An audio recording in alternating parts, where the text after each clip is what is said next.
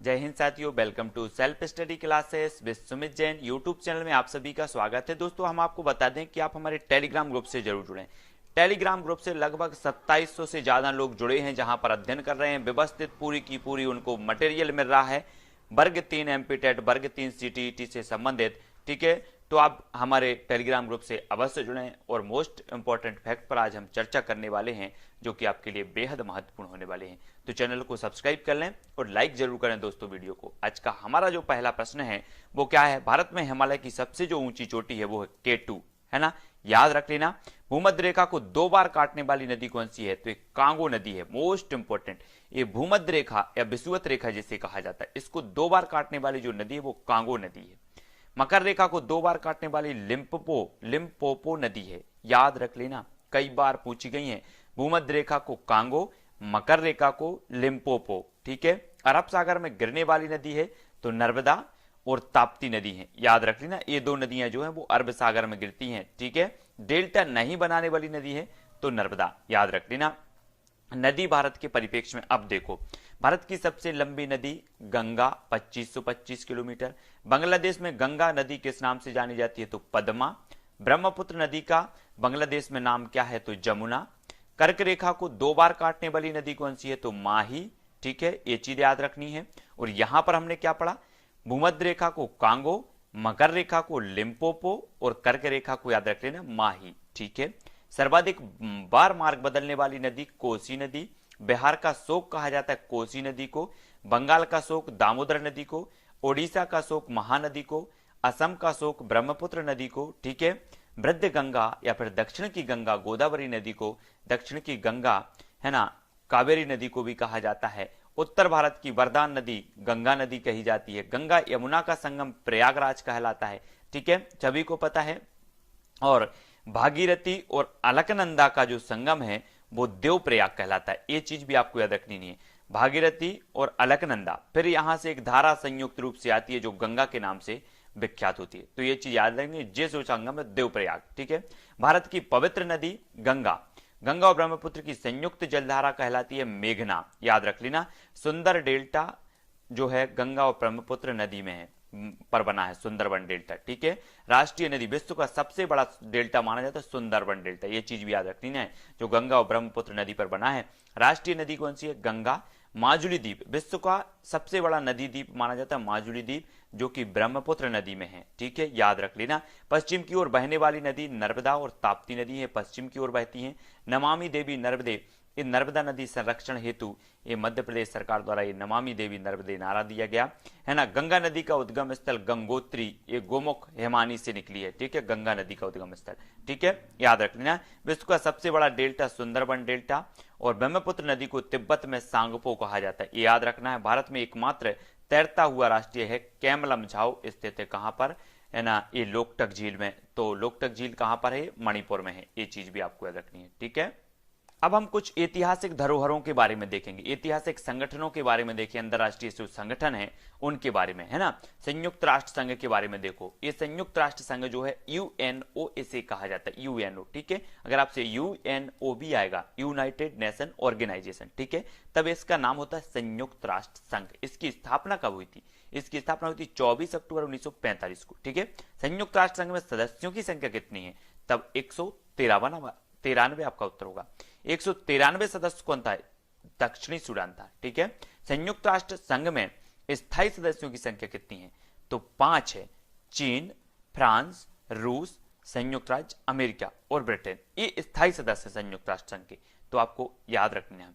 अंतरराष्ट्रीय न्यायालय का मुख्यालय कहां है? तो हैग, नीदरलैंड में, आपको याद रख लेना। ठीक है, अंतरराष्ट्रीय न्यायालय का मुख्यालय। वर्तमान में अंतरराष्ट्रीय न्यायालय में भारतीय न्यायाधीश कौन है? दलबीर भंडारी, ये चीज भी याद रखनी है। विश्व मानवाधिकार दिवस, ये चेंज होती रहती है। ठीक है, विश्व मानवाधिकार दिवस 10 दिसंबर को मनाया जाता है। संयुक्त राष्ट्र संघ के महासचिव कौन है? एंटोनियो गुटरेस, जो कि पुर्तगाल के हैं। तो ये चीज आपको याद रखनी है, बहुत ही महत्वपूर्ण है। ठीक है, यूनेस्को के बारे में बात करते हैं दोस्तों। UNESCO, United Nation Educational, Scientific and Cultural Organization, सभी को याद रखना है। यूनेस्को, यूनेस्को का पूरा नाम है ना शिक्षा, विज्ञान और सांस्कृतिक संगठन, याद रख लेना आपको। शिक्षा, विज्ञान और सांस्कृतिक संगठन इसका पूरा नाम है। इसकी स्थापना हुई थी 4 नवंबर 1946 को। ठीक है, उद्देश्य राष्ट्रों के बीच शिक्षा, विज्ञान और सांस्कृतिक क्षेत्र में सहयोग बढ़ाना। मुख्यालय कहां पर है? पेरिस, फ्रांस में है ना। नेक्स्ट है यूनिसेफ, है ना। यूनिसेफ संयुक्त राष्ट्र बाल कोष, ठीक है, इसका पूरा नाम है। 11 दिसंबर 1946 को इसकी स्थापना हुई थी। उद्देश्य बच्चों द्वारा महिलाओं के हित में कार्य करना, है ना।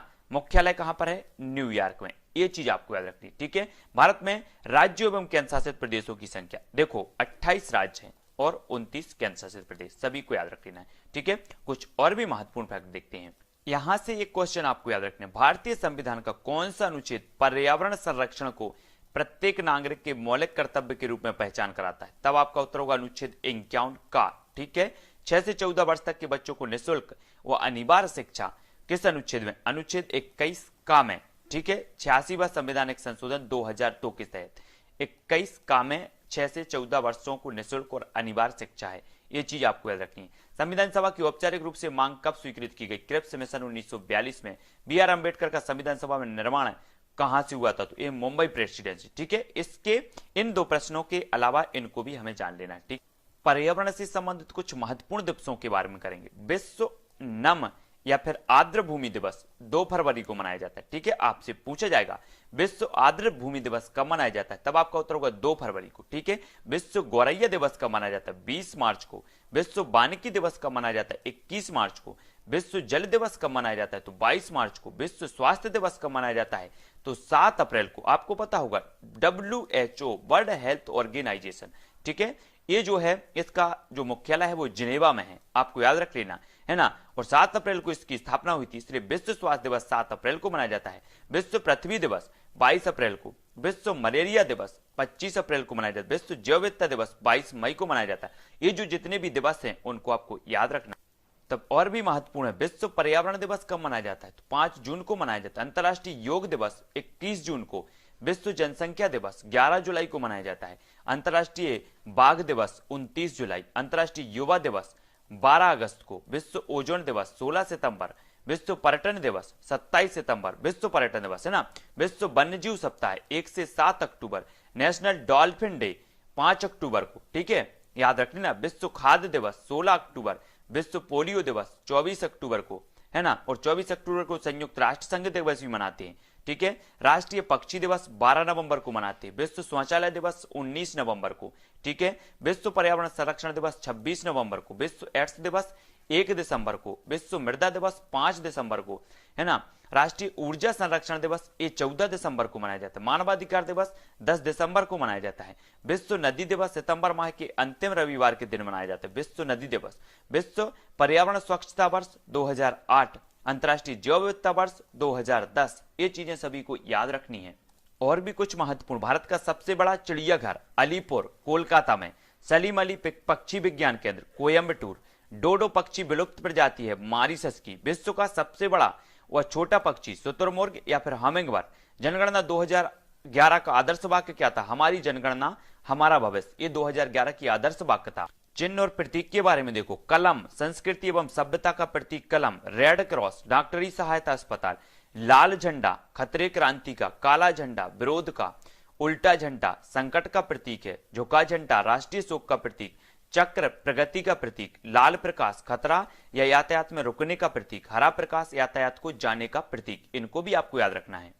यहां पर देखो, भारत की स्थानांतरणशील कृषि प्रणाली। झूमकेती उत्तर पूर्वी राज्यों में जैसे असम, मेघालय, मिजोरम और नागालैंड में होती है झूमिंग कृषि, है ना।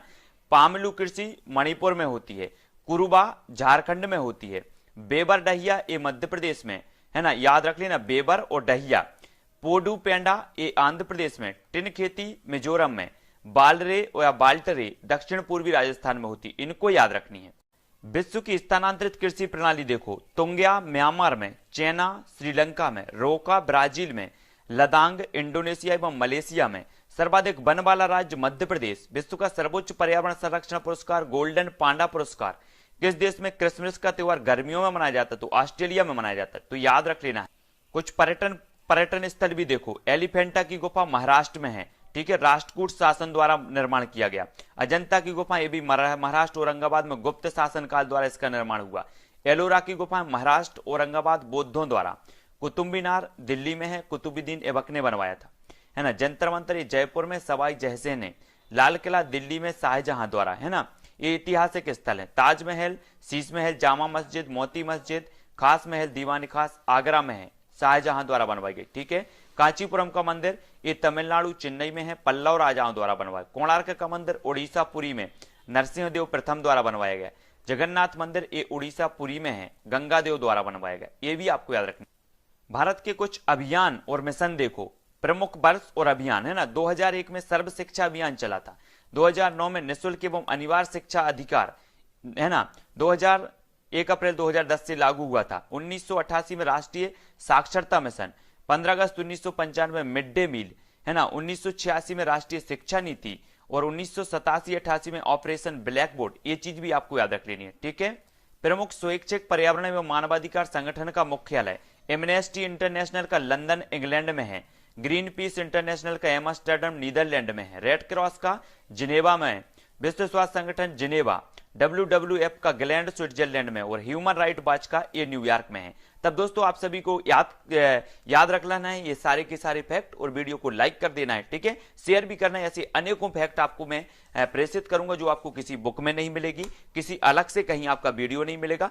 तब आपको वीडियो को लाइक करना है, शेयर करना है। पर्यावरण की पूरी प्लेलिस्ट बनी है 50 से 60 वीडियो की, और अधिकांश वीडियो पर्यावरण के हैं। तब आप प्लेलिस्ट में जाके देखें और वीडियो को लाइक करें, शेयर करें। आज के लिए बस इतना ही। जय हिंद।